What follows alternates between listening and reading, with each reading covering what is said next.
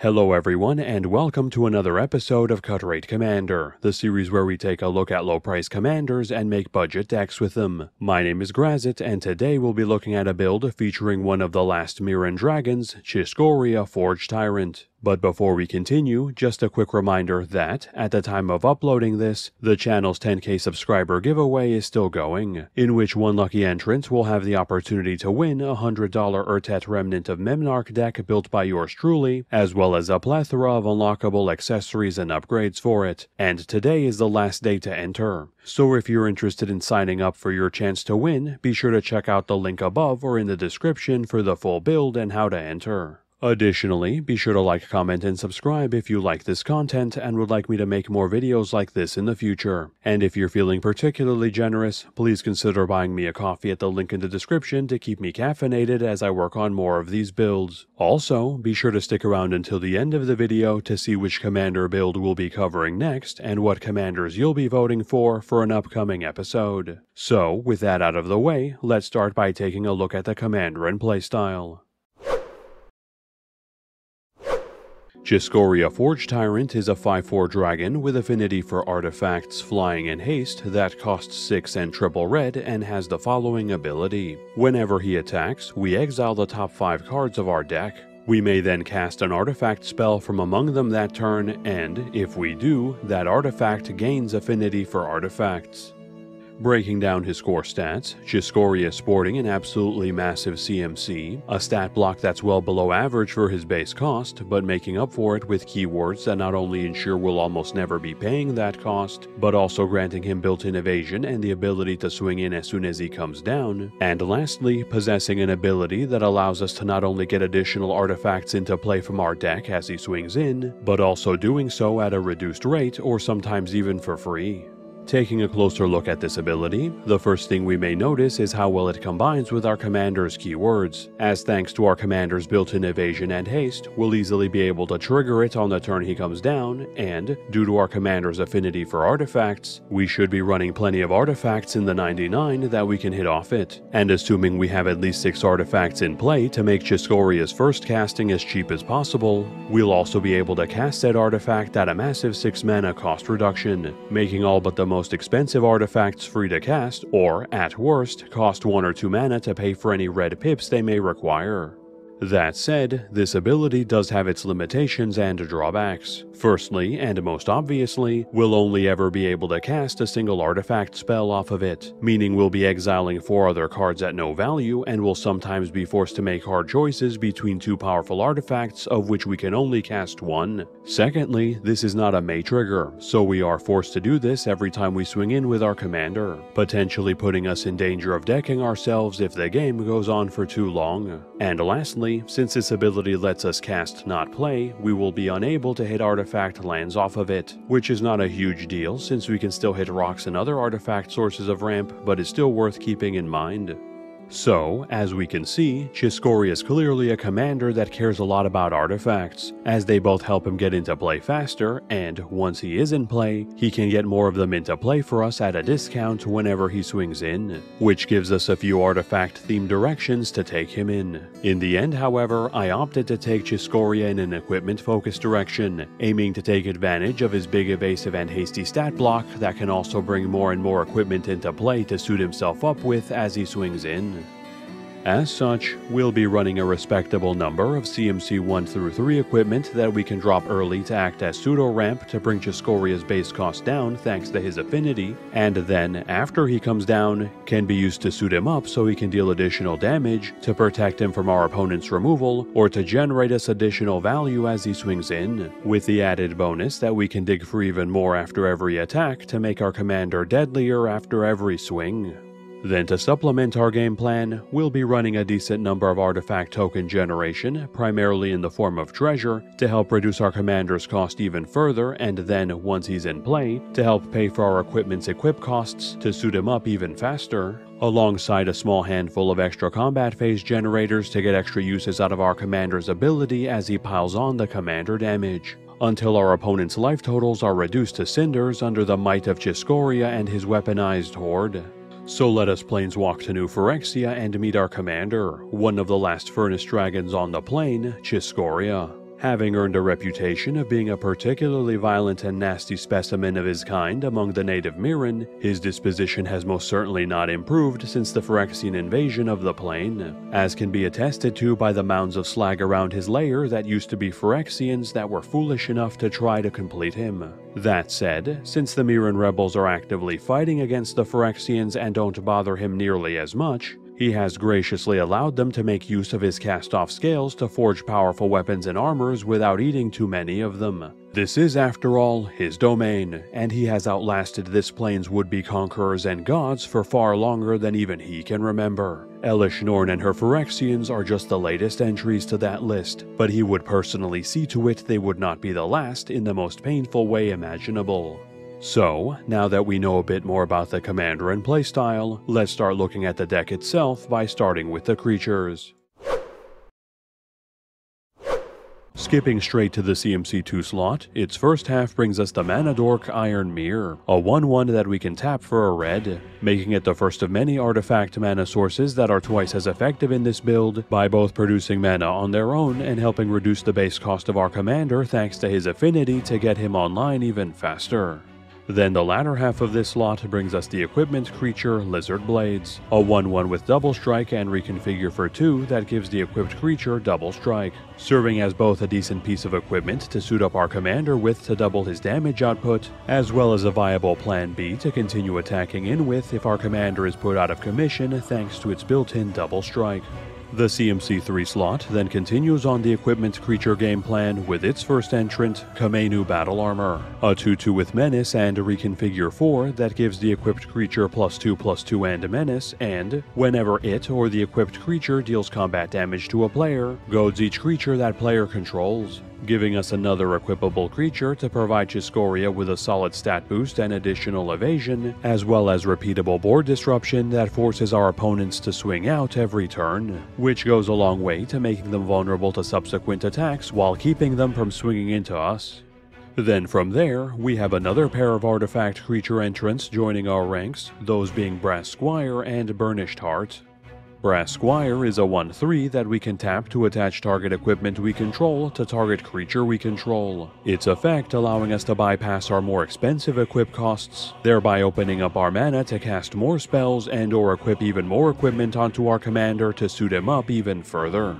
Burnished Heart is a 2/2 that we can pay 3 and sack to put 2 basic lands from our deck into play tapped, giving us some solid land-based ramp in our colors to help speed up our mana base and reliably get us the red pips we need to cast our commander and any red artifact spells he hits off of his ability.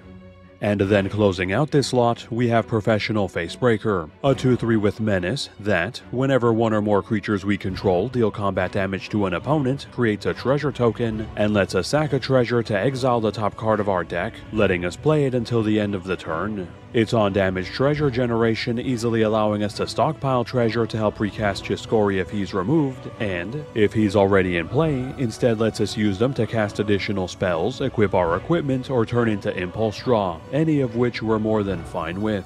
It's then on to the CMC4 slot and its singular artifact creature entrant, Silent Arbiter, a 1/5 that only allows one creature to attack and one creature to block each combat, serving as a powerful combat floodgate that doesn't affect us too much, as we'll usually only be attacking in with Chiss-Goria, and providing us a powerful defense against go-wide decks that would otherwise overwhelm us due to our relatively low creature count. Then reaching the CMC5 slot and our penultimate creature entry, we have the legend Karlach, Fury of Avernus, a 5/4 that, whenever we attack, if it's the first combat phase of the turn, untaps all attacking creatures, grants them first strike until the end of the turn, and grants us an additional combat phase after the current one. The passive extra combat phase she grants us each turn being spectacular to get extra uses out of our commander's ability, and her 5/4 stat block and first strike as she swings in, making her a solid fallback creature to suit up in case we find ourselves unable to cast our commander. And finally, reaching the CMC 6 slot and our final creature entry, we have Aki Battle Squad, a 6/6 that, whenever one or more modified creatures we control attack, untaps all modified creatures we control and grants us an additional combat phase after the current one, limited to once each turn. Again, like the previous entry, providing us with an easy to trigger source of extra combat phases as soon as it comes down to get us even more mileage out of Chiss-Goria in the form of extra commander damage and free artifacts as he cracks in. That covers all our creatures, so let's move on to our instance. Skipping to the CMC 2 slot again, its first half brings us the removal spell, Abrade, which has us choose one of the following effects. Either deal 3 damage to target creature or destroy target artifact, making it a flexible spot removal spell to deal with both common front row and back row threats as needed. This slot's latter half then closes out with a draw spell, Commune with Lava, an X spell that has us exile the top X cards of our deck, and, until the end of our next turn, lets us play those cards. Its scalable nature and extended time to play the cards it exiles, making it a solid source of impulse draw that we can sink our considerable amount of treasures into if we're not using them for anything else. The CMC 3 slot is then up next, bringing with it the pair of removal spells Chaos Warp and Rebel Salvo. Chaos Warp shuffles target permanent back into its owner's deck and then has them reveal the top card from it, allowing them to put it into play if it's a permanent, serving as a near-perfect source of non-destruction removal to deal with almost any type of permanent threat we may encounter, making it well worth running despite the downside. Rebel Salvo has affinity for equipment and deals 5 damage to target creature or planeswalker, while also having that permanent lose indestructible until the end of the turn, generally only costing us 1 red to remove most creatures and planeswalkers due to our high volume of equipment in this build, and its ability to bypass indestructibility, while niche, is still nice to have access to. And finally, reaching the CMC 4 slot and our last 2 remaining instants, we have Big Score and Unexpected Windfall, both of which have us discard a card to draw 2 cards and create 2 treasure tokens. The card selection they provide being a nice way for us to pitch extra lands or redundant equipment for hopefully better cards, while their treasure generation is decent ramp that gets even better thanks to their mere presence on the board helping reduce our commander's cost, as well as that of any artifacts he hits off of his ability. That covers all our instants, so let's move on to our sorceries. Beginning in the CMC 1 slot, we have the X spell By Force, which destroys X target artifacts, which can be scaled to serve as either artifact spot removal all the way up to a full-blown enemy-only artifact wipe depending on the board state, which is always nice to have access to considering how common artifacts are in our format. The CMC 2 slot then continues on the removal and wipe game plan with its 2 entrants, Mizzium Mortars and Red Sun's Twilight.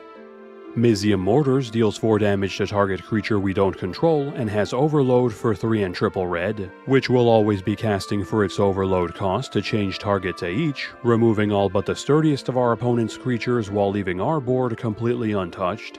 Red Sun's Twilight is an X spell that destroys X target artifacts, and, if X is 5 or more, creates a copy of each destroyed artifact with haste that is exiled on the next end step, again giving us access to scalable artifact destruction that we can also use to get temporary copies of them to use ourselves, which can be particularly good when used against mana generating artifacts to slow down our opponents while effectively spending little or no mana to do so. We then skip over to the CMC 4 slot, which adds a pair of flashback spells to our arsenal with Visions of Ruin and Ignite the Future.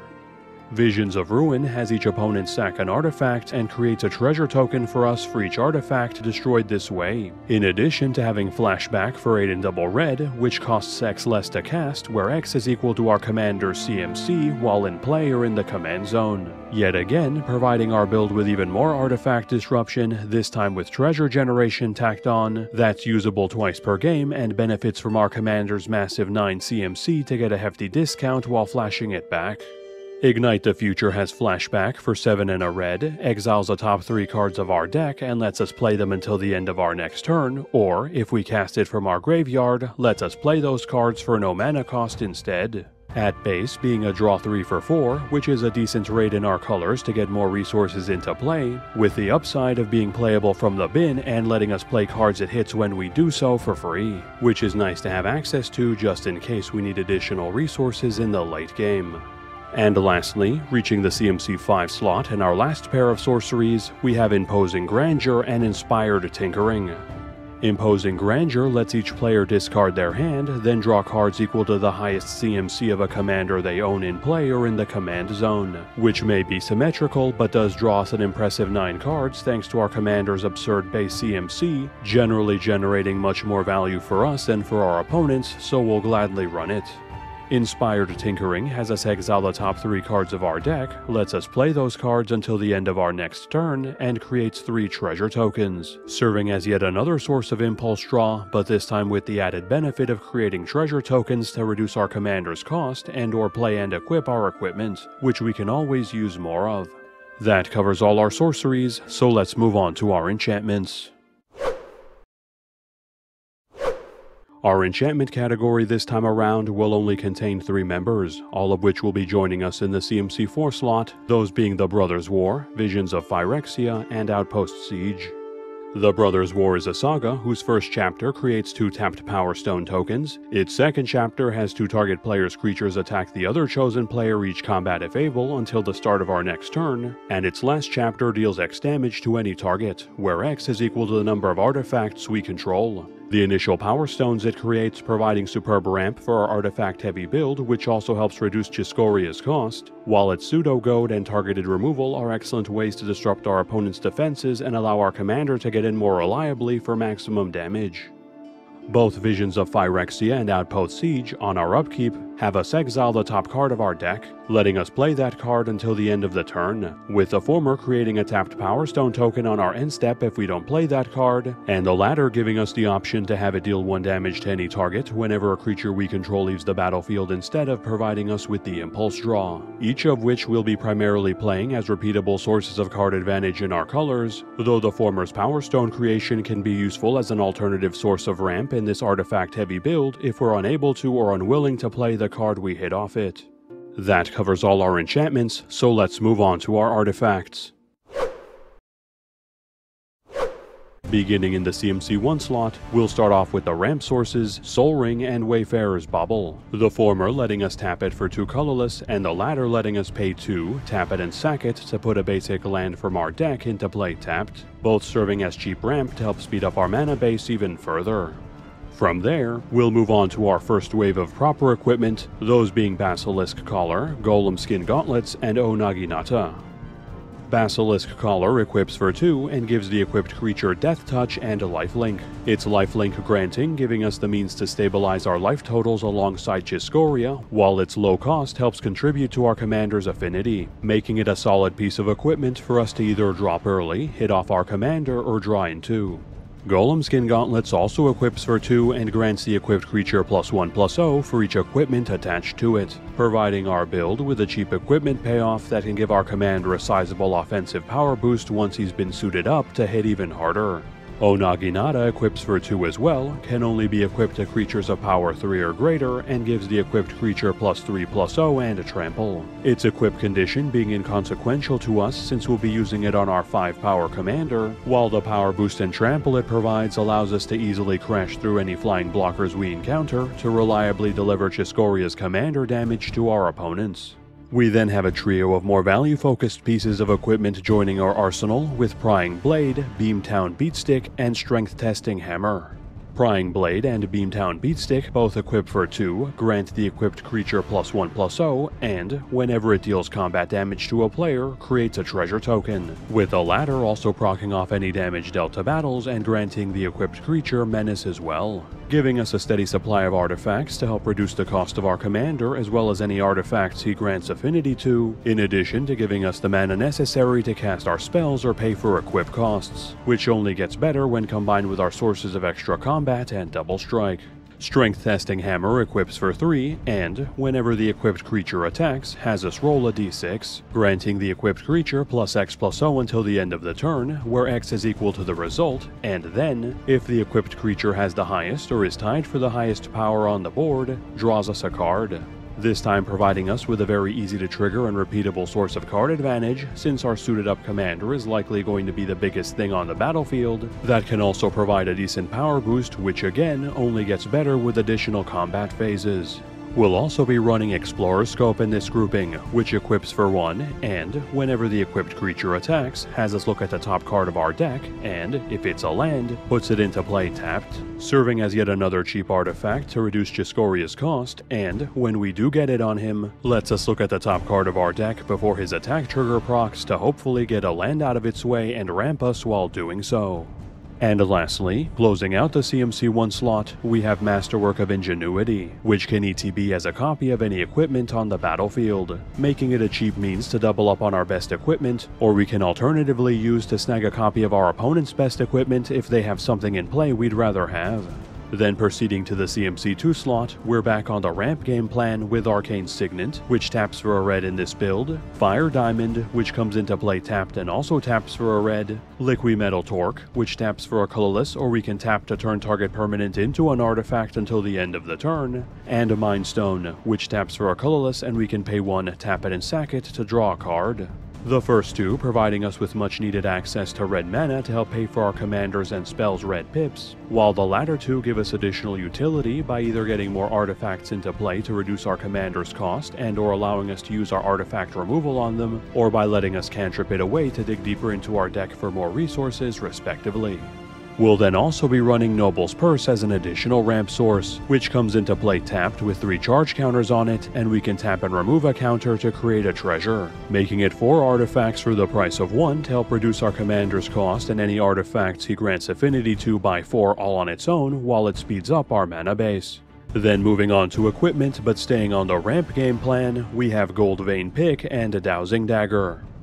Gold Vein Pick equips for 1, grants the equipped creature +1/+1, and, whenever it deals combat damage to a player, creates a treasure token, effectively making it a slightly more expensive extra copy of Prying Blade, which of course will happily run for the continual artifact creation and ramp it provides as our commander swings in. Dowsing Dagger equips for 2, gives target opponent 2 0/2s with Defender when it ETBs, grants the equipped creature +2/+0, and, whenever the equipped creature deals combat damage to a player, Dowsing Dagger transforms into Lost Veil, a land that taps for 3 mana of any color. Its token creation downside not mattering to us in the slightest since our commander has built-in evasion, and, once transformed, allows us to pay for all the red pips in our commander's cost all on its own, which will hopefully be all we have to pay once we have enough artifacts in play to reduce his colorless pips and commander tax. From there, we'll be pivoting from ramping equipment to card advantage generating equipment with Rogue's Gloves and a Mask of Memory, both of which draws cards whenever the equipped creatures deal combat damage to a player, the former equipping for 2 and drawing us 1, and the latter equipping for 1, drawing us 2, then having us discard 1, each providing us with a steady stream of card advantage as Chiss-Goria cracks in, which, like all our other on-attack and on-damage effects, becomes even better when combined with our double strike granting equipment and our sources of extra combat phases. It's then on to some equipable sources of protection in the form of Swiftfoot Boots and Mask of Avacyn, both of which grant the equipped creature's hexproof, the former equipping for 1 and also granting it haste, while the latter equips for 3 and grants it +1/+2 instead, each giving our Voltron-style commander much needed protection against spot removal, which will be certainly coming his way once he's suited up and capable of 1 to 2 shotting our opponents. We'll then be staying on the protection game plan with 2 additional pieces of equipment, those being Conqueror's Flail and Thran Power Suit. Conqueror's Flail equips for 2, grants the equipped creature +1/+1 for each color among permanents we control, and, so long as it's attached, prevents opponents from casting spells on our turn. Its stat boost only ever providing +1/+1 in this build, but its ability to prevent spell casting on our turns being invaluable to prevent our opponents from interfering with our attacks, forcing them to use their removal on other turns and giving us the opportunity to resummon and re-equip our hasty commander once it gets back to us. Thran Power Suit also equips for 2 and grants the equipped creature +1/+1 for each aura and equipment attached to it, as well as Ward 2, providing us with another equipment payoff that grows our commander even further as we suit him up, on top of some soft targeted removal protection, which is always nice to have more of. And then as our last trio of equipment and cards in the CMC2 slot, we have Black Blade Reforged, Inquisitor's Flail, and Hero's Blade. Blackblade Reforged equips for 7, or 3 instead if we equip it to a legendary creature, and grants the equipped creature +1/+1 for each land we control, on its own being capable of providing our commander with upwards of +5/+5 in the mid to late game by us just making our land drops, making it an excellent rate for its cost that just keeps making Chiss-Goria deadlier and deadlier as the game progresses. Inquisitor's Flail equips for 2 and doubles all the combat damage dealt by and to the equipped creature, effectively doubling Chiss-Goria's power as he cracks in, which can be the difference between 2-shotting and 1-shotting our opponents, and its downside being negligible since our commander can either get over blockers thanks to his evasion or through them thanks to all of his equipment. Hero's Blade equips for 4, grants the equipped creature +3/+2, and, whenever a legendary creature ETBs under our control, lets us attach it to that creature, making it a superb early drop to help reduce our commander's cost, and providing him with an instant stat boost as soon as he comes down to put him within 3-shot range. It's then on to the CMC 3 slot and back to ramp with one more mana rock, Glittering Stockpile, which either taps for a red and puts a stash counter on itself, or we can tap it and sack it to add X mana of any one color, where X is equal to the number of stash counters on it, initially making it a passable mana rock that taps for our color, but slowly growing into a stockpile of mana that we can use to mass equip our equipment or cast our spells if we need to use it, which is nice to have in our back pocket just in case we need to recover from our commander being removed or our board being wiped. From there, it's back onto equipment entries, starting off with the equipment payoffs Bearded Axe and Nettle Cyst, both of which equip for 2, the former granting the equipped creature +1/+1 for each dwarf equipment and or vehicle we control, and the latter having Living Weapon and granting the equipped creature +1/+1 for each artifact and or enchantment we control, each providing a sizable stat boost to our commander thanks to our equipment heavy build, with the benefit of not requiring said equipment to be attached to provide their bonus, with the latter even coming in with its own body thanks to Living Weapon, which helps pad our build's low creature count. It's then on to a trio of keyword granting equipment entrants, those being Loxodon Warhammer, Sword of Vengeance, and Tenza Godo's Maul. Loxodon Warhammer equips for 3 and grants the equipped creature +3/+0, trample and a lifelink, providing Chiss-Goria with yet another offensive power boost and the means to crash through blockers and keep us alive as it cracks in, all of which suits our attack-heavy playstyle quite nicely. Sword of Vengeance also equips for 3 and grants the equipped creature +2/+0, First Strike, Vigilance, Trample, and Haste, again further augmenting our commander's offensive capability and giving him 3 very useful keywords to more easily survive combat, intercept attacks, and get through blockers. Tenza equips for 1, grants the equipped creature +1/+1, an additional +2/+2 if it's legendary, and a trample if it's red, which ends up providing our commander with a respectable +3/+3 stat bump and trample all on its own for a very low equip cost, making it ideal to slap on Chiss-Goria early for the increased damage output. Then wrapping up this lot, we have 2 more pieces of equipment being added to our weapons arsenal, Strata Scythe and Two-Handed Axe. Strata Scythe equips for 3, when it ETBs has us exile a land from our deck and grants the equipped creature +1/+1 for each land on the battlefield with the same name as the exiled card, making it an arguably better Blackblade Reforged that provides an even bigger stat boost by counting every mountain on the battlefield instead of just our own, and even if we are the only red player at the table, at that point it's just a slightly worse copy of its predecessor, which we'll still gladly run. Two-Handed Axe equips for 1 in a red, doubles the equipped creature's power until the end of the turn whenever it attacks, and we can cast it for its adventure side, Sweeping Cleave, an instant which gives target creature we control double strike until the end of the turn. Its power doubling effect easily taking our commander into 1-shot range once he's suited up, and the one-time flash speed double strike granting being a nice damage multiplier that can help us alpha strike our opponents out of nowhere if our commander doesn't have double strike already.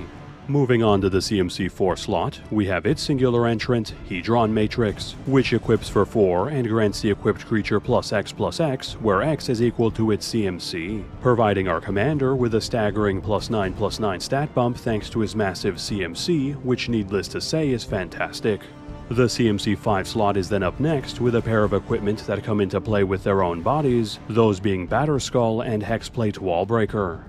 Batterskull has Living Weapon, equips for 5, grants the equipped creature +4/+4 Vigilance and Lifelink, and lets us pay 3 to return it to its owner's hand. Base making it a 4/4 Vigilant Lifelinker for 5 when it comes down, which is already a decent rate. That leaves behind a solid stat bump and set of keywords for our commander to make use of once its main body is dealt with or no longer necessary.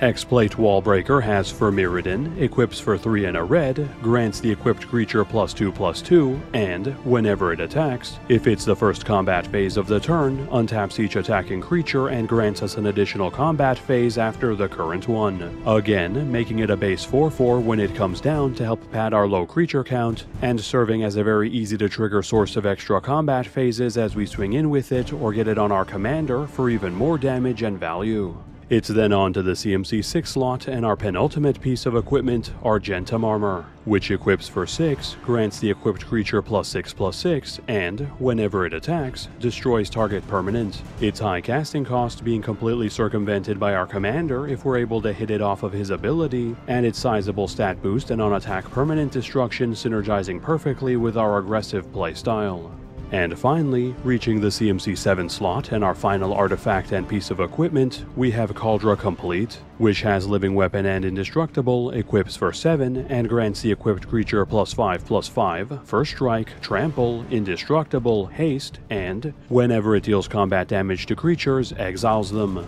providing us with a near-perfect capstone for our equipment-heavy build that grants a powerful stat boost, relevant keywords, and both protection for itself and our commander, which again we can cast for free off our commander to make it even better.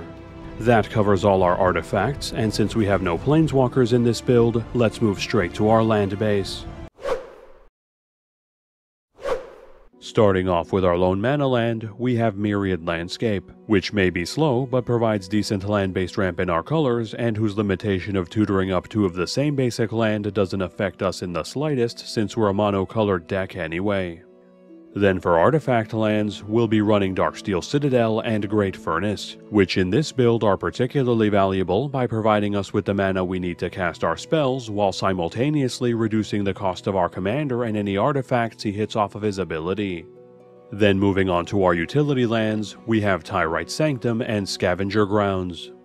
Tyrant Sanctum taps for a colorless and lets us either pay 2 and tap it to give target creature we control a +1/+1 counter and a god subtype, or pay 4, tap it and sack it to give target god an indestructible counter, serving as yet another way to make our commander incredibly resilient against most types of conventional removal, all from the convenience of our land slot. Scavenger Grounds also taps for a colorless and lets us pay 2, tap it and sack a desert to exile all cards from all graveyards, providing our mono-red build with a silver bullet against graveyard-focused builds that would otherwise be able to outlast us with their superior resilience. And lastly, we're running 30 mountains as our basics to close out our land slot. So, now that we've covered all the cards in the deck, let's take a look at this deck's breakdown. This deck currently has 10 creatures including the commander, 6 instants, 7 sorceries, 3 enchantments, 39 artifacts, 0 planeswalkers, and 35 lands. Looking at the stats that matter to our game plan, we have 47 cards that are considered artifacts, 11 sources of artifact tokens, 3 cards that care about artifacts, 33 pieces of equipment, 6 cards that care about equipment, and 3 sources of extra combat phases, giving us a solid number of artifacts, most of which consist of equipment, to reduce our commander's base cost and can then be used to power him up while he searches for more, payoffs for both our artifacts and equipment to make Chiss-Goria even bigger and generate us even more value, and a handful of extra combat phase generators to keep proccing his ability as often as possible. For general deck stats, we have 23 sources of ramp, 10 card draw sources, 9 targeted removal sources, and 3 board wipes. Our ramp being extraordinarily high in this build due to our large amount of treasure generation, which helps us get our high CMC artifact affinity commander and any artifacts he hits off his ability into play by simply existing, and can later be used to suit up our commander with our plethora of equipment, while our targeted removal is slightly lower than normal since we're more concerned about reliably empowering our commander to eliminate our opponents outright rather than removing their threats. Then looking at our mana curve, we have 11 1-drops, 22 2-drops, 14 3-drops, 9 4-drops, 5 5-drops, 2 6-drops, 1 7-drop, and 1 9-drop, leaving us with an aggressive mana curve that aims to drop and stockpile as many rocks, treasure, and equipment onto the battlefield in the early game as possible to bring Chiss-Goria's high CMC down to a measly 3 red pips, then use all our hoarded mana to quickly suit up our commander with equipment and begin swinging in with him so he can get us even more equipment into play at a reduced cost or even free, which will supplement even further with extra combat phases until Chiss-Goria reduces our opponent's life totals to slag under the onslaught of his weaponized hoard. Currently, this deck is valued at $65.31, not counting the price of basic lands or shipping. This price was calculated by using the cheapest listed marketplace price on TCG Player at the time of this recording. For side grades, we can exchange Sword of Vengeance for Fire Shrieker, which increases our commander's damage output considerably via granting it double strike over the more reliable damage dealing and defensive capability of its counterpart. Conqueror's Flail can be swapped for Bloodforged Axe if we want to reduce our defensive capability even further for more artifact token generation and damage output, and Silent Arbiter can be replaced with Nim Deathmantle if we'd rather have another way to power up and protect our commander instead of a means to prevent attacks from coming our way. Then for upgrades, Glittering Stockpile can be cut in favor of the Reaver Cleaver, which provides us with an equipment-based source of repeatable treasure generation to help load up the board with artifacts to keep our commander's costs low, and then get further equipment on him quickly once he's on board. Sword of Vengeance can be smelted down to make room for Hammer of Nazan, which gives us another layer of protection to keep our commander alive, as well as allowing us to equip any equipment Chiss-Goria hits off of his ability for free when it comes into play. And Mask of Avacyn can be shelved so we can give it spot to Commander's Plate, which is cheaper, provides arguably better protection against all sources apart from red, and gives a larger stat boost to our commander to boot. And lastly, like most equipment decks, we can swap out any of our 3 or even 2-drop equipment for any of the Swords of to add even more protection and powerful on-damage triggers to the build, with the notable standouts being Sword of Feast and Famine for the protection and ramp it provides, as well as the classic Sword of Fire and Ice for the draw and extra damage, though we will need to be careful about equipping any red artifacts to our commander if the sword in question provides protection against red, as well as making the rent this month if we're going to be adding any of these to our build. Thanks everyone for sticking around until the end of the video. It looks like thanks are in order yet again, as with less than 24 hours left before the drawing for the 10k giveaway, you folks have managed to take the channel all the way up to a staggering 11.8k subscribers. So sincerely, thank you all for helping the channel continue to grow. And if you haven't signed up for the giveaway already, be sure to do so either on the card on this video or in the link in the description for your chance to win a $100 Urtet Remnant of Memnarch deck built by me, along with various unlocked accessories and upgrades for it before the deadline at midnight tonight Eastern Standard Time. Also, be sure to like that video, as if we're able to reach 1.5k likes on it before the drawing, my editor will generously add in a set booster box of March of the Machine to the prize pool. So let's see if we can make that final prize even better. Now, moving on to the next build we'll be covering, Sulfin Mayhem Dominus will be our final Phyrexia All Will Be One build before moving on to March of the Machine, so look forward to a mono red burn build featuring her next week. Then taking a look at the results of last week's poll, it looks like the legendary team-up pairing of Rashmi and Ravagon were able to claim the top spot, so we should be seeing an artifact-themed spell-stealing build featuring them coming soon. Then proceeding to this week's poll, we have a new batch of legendary team-up entrants from March of the Machine stepping up to the ballot, with those being Berberigmos and Fibblethip, Yargle and Multani, and Kroxa and Kuranos. So please cast your votes in the community tab, link in the description, before the deadline on May 5th, and let me know in the comments who you voted for and which commanders from March of the Machine you want to see me cover in future polls. And lastly, before we close out, be sure to like, comment, and subscribe if you haven't done so already, as this channel can't continue to grow without your support. And if you feel like showing your thanks by keeping me caffeinated while I make these videos, please consider buying me a coffee at the link in the description. And if any of you would like to support the channel in a different way, feel free to check out the other deck techs floating around my head if you'd like to see the latest builds, or click on the link above for a playlist of all the Cut Rate Commander episodes I've made so far. And with that, have a good one, folks, and stay safe.